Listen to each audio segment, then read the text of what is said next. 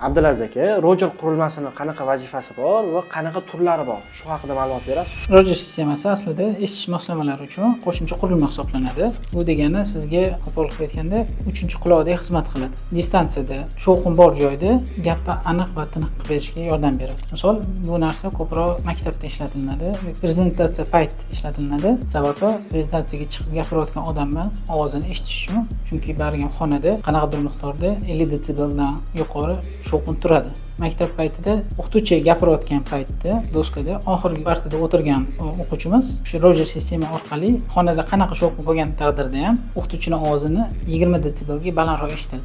Roger sistema bu qurilma faqat individual qaysidir apparatlar bilan ishlamaydi. Unga qo'shimcha yana Roger Netclub, Passround, Multimedia Hub degan qo'shimcha qurilmalari bo'ladi. Roger sistema maktab uchun chiqarilgan qurilmalari bor, ham shaxsiy foydalanish uchun kamgina oddiygina Roger On sistemasi bor. Rogerga tushishi eng muhim narsa birinchi eshitish qurilma yaxshi va sozlangan bo'lishi kerak.